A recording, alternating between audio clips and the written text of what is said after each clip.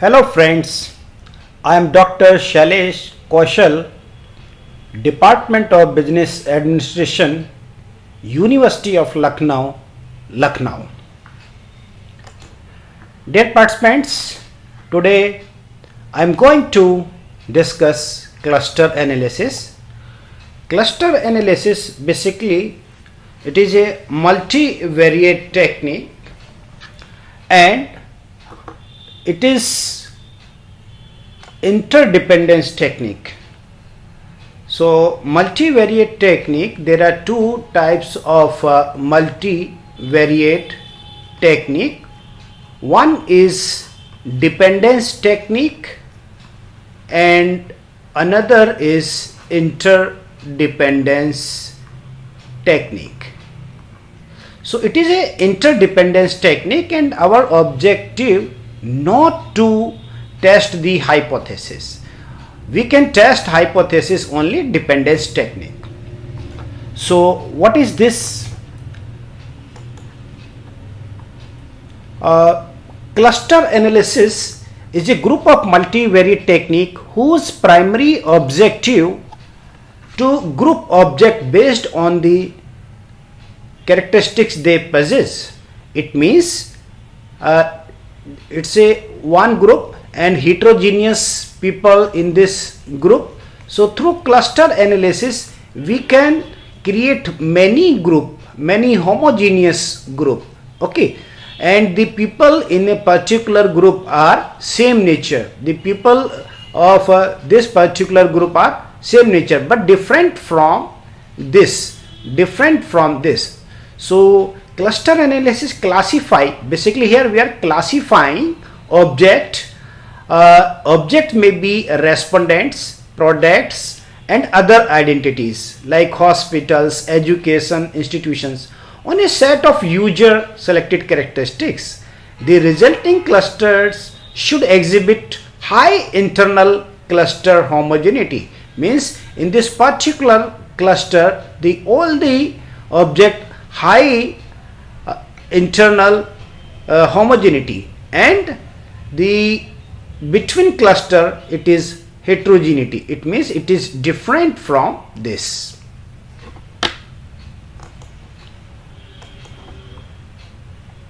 Cluster analysis used in various disciplines such as psychology, biology, sociology, economics, engineering and business. Okay, now I am taking example of business. Specific groups can be identified with a population such as enjoy loving shoppers in a particular shopping mall. So this is a shopping mall. So I can divide shoppers into different groups. So all the shoppers are here. Okay, now I can create many cluster. The first cluster, the people enjoy loving shopper. Another cluster, people passive shopper, they do not want to buy the product. And third is economical clusters. Okay, so specific groups can be identified with a population. So we can identify this specific group of respondents or shoppers like enjoy loving shoppers, passive shoppers and economical shoppers. So there are some stages in cluster analysis. Why we conduct the cluster analysis, we should follow the 6 stages. One is objectives of the cluster analysis. We should define what is the purpose of cluster analysis.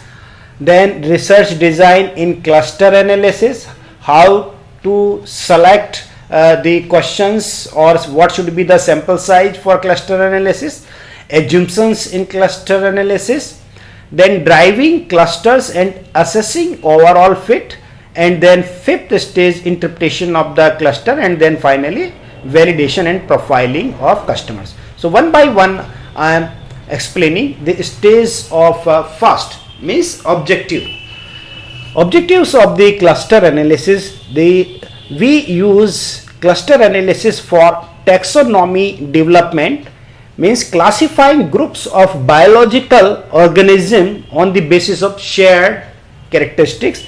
And second use data simplification. If my data is heterogeneous, cluster analysis also develop a simplified perspective by group observation for further analysis.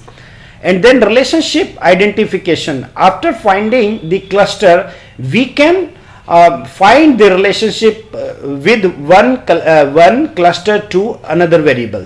The researcher has means of revealing relationship among the observation that typically not possible with individual observations. Okay. The research design. The researcher must address 4 questions before starting the partitioning process. Basically, it is a partitioning process. Partitioning means we have a heterogeneous type of people, like in this particular group, the people are heterogeneous. Okay. So we partition means we divide this single cluster into 2. The same nature of people we can divide here, and another same nature of people we can divide here. Further we can divide into 3 cluster. So we can, it's a partitioning process. So first is the sample size adequate, and then sample size means the within the cluster how many number of objects should be there. Okay. For example, my sample is 100 and I am creating 4 or 5 cluster like 1, 2, 3 and 4. So in each cluster at least 10% of the population, this 10% of this should be there. Means minimum 10 people should be in a one cluster, and more people will be desirable. Okay. Now the second is, can outlier be detected? Yes, we can detect the outlier. Outlier means extreme cases. How should object similarity to be measured? Means basically we combine same nature of people into one, we club them. Okay. So the similar people we take in one cluster and other similar people take in another cluster. Should the data be standardized? If my data not in a same scale, then we should standardize our data. So what is the sample size? Sample size means I already discussed. For example, my sample size is 100. Okay. So here sample size means the issue of sample size in the cluster analysis does not relate to any statistical inference. Okay. So here the assessing adequacy of sample size 10% of the population. For example, I am creating 4 cluster. So cluster 1, cluster 2, cluster 3, cluster 4. So minimum 10% people should be in one cluster. In the first cluster 30 people and 25 people and 20 people. So how many? 45 and 30, 75. Okay. Then the remaining will be in this cluster. But if I increase the sample size here like 50 people, okay, in this cluster, 50 and 25, 75 and 95, and here only 5. So it is not the not 10% of 100, it is a 5%. So we will not take this cluster, we will take only the 3 cluster, and these 5 people will come either in this cluster this or this cluster. Okay.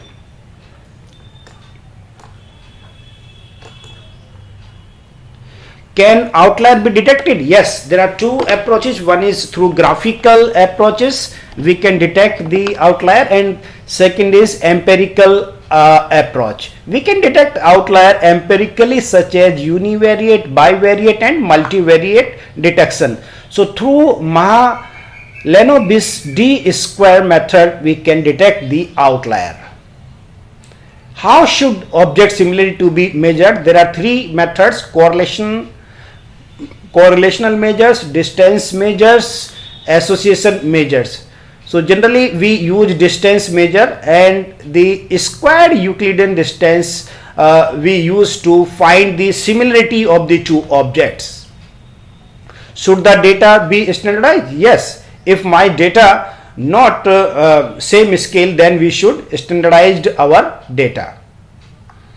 So how to prepare questions for cluster analysis? So our questions should be in a metric form, and all the questions either in ratio or interval scale. So here we are using the Likert scale, although Likert scale not the interval scale, but it's a debatable issue. Sometimes we assume it is interval scale. Okay, so we should prepare our question like this. I love to buy. These are the statements in a shopping related to shopping mall.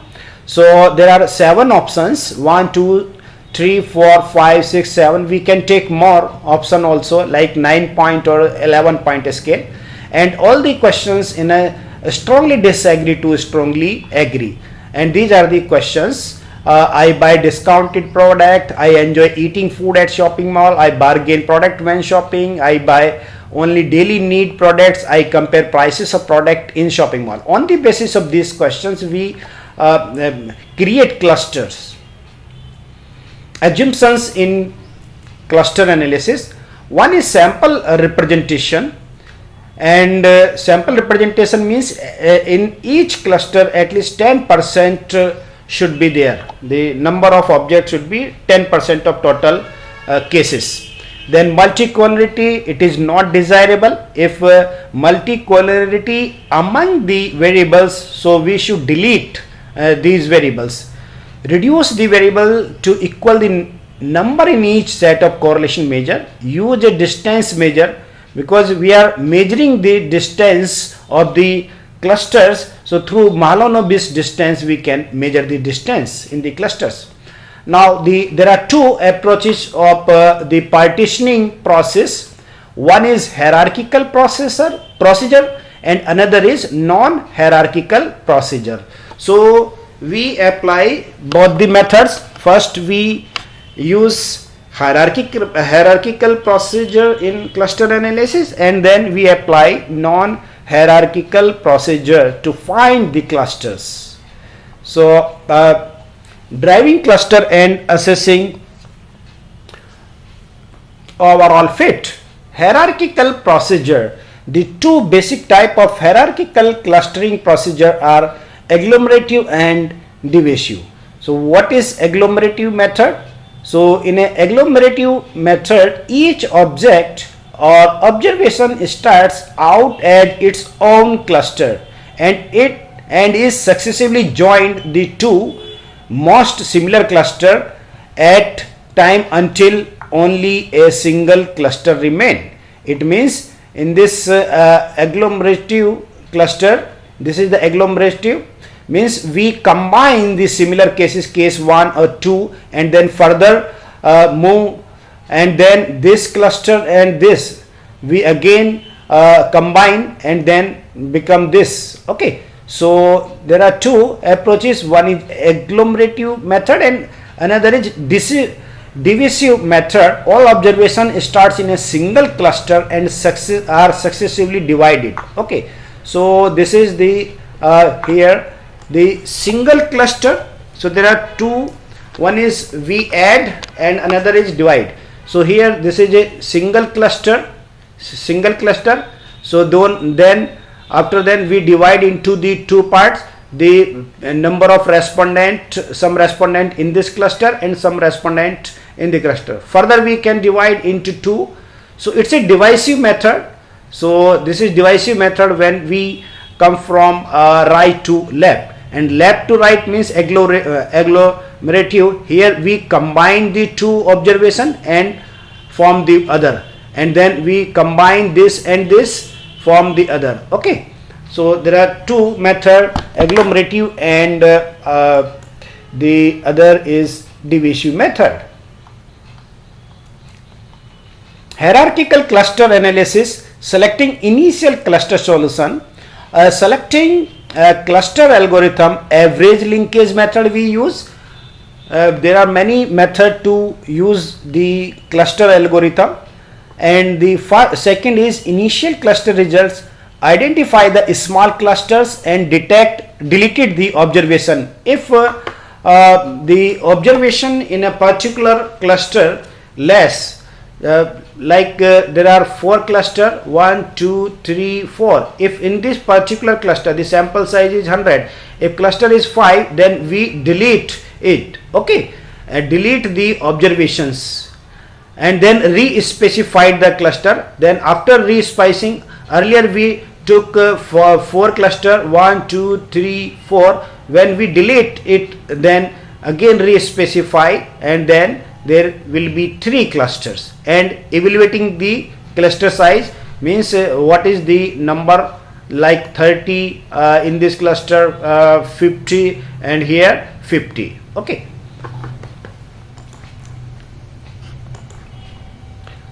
Hierarchical cluster, portraying the cluster process, examining the actual cluster process. One is agglomeration coefficient. Agglomeration coefficient means two most similar clusters are combined.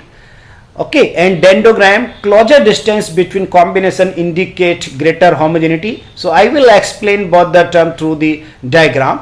So and then determine cluster solutions, applying stopping rule ranging from 10 to cluster. So if my sample size is more, like 400 and 500, then we can take 2 to 10 clusters. Okay, 2 to 10 cluster. But if my sample size is not 2 to 10 cluster, means the 1 2 3 4 5 6 7 8 9 10 we can take. If sample size is like 500 or something or more, then we can take 10 cluster. So it's optional.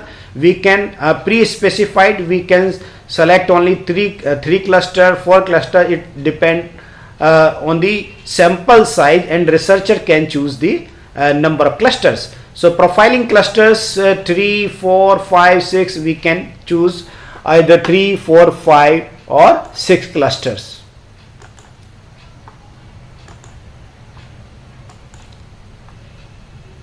It's a dendrogram. I have discussed it. And then non-hierarchical clusters. Specify the cluster seeds. The first task is to identify starting points known as cluster seeds. For each cluster, a cluster seed may pre-specified by the researcher, or observation may be selected using a random process.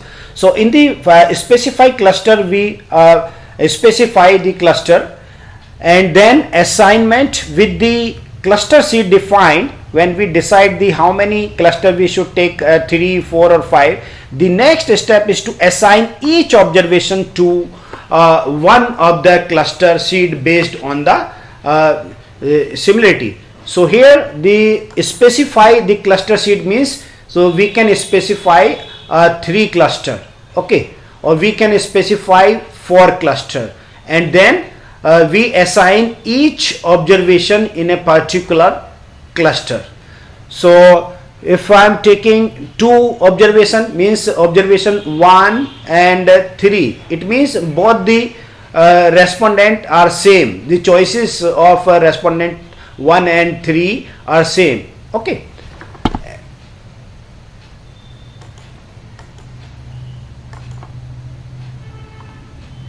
Then interpretation of the cluster. So finally we interpret our result. We can divide this it's a case study of shopping mall, and in a shopping mall we have selected 25 respondent for this study, and then we can divide into different clusters. So there are 25 shoppers, and we want to classify. Okay, so on the basis of some characteristics, some people will come under this passive shoppers, because I love to buy product in shopping mall. They don't want to buy product in shopping mall. They don't enjoy in taking food in shopping mall. They buy only daily need product. So we can say these buyers are passive shoppers. And another shoppers enjoy buying shoppers I love to buy products in shopping mall, so they enjoy here, enjoy eating food, so we can say they are enjoy loving shopper. So on the basis of some values, we take people in a particular clusters. Then finally cross validation. So we can divide our sample size and then conduct the cross validation. Thank you very much.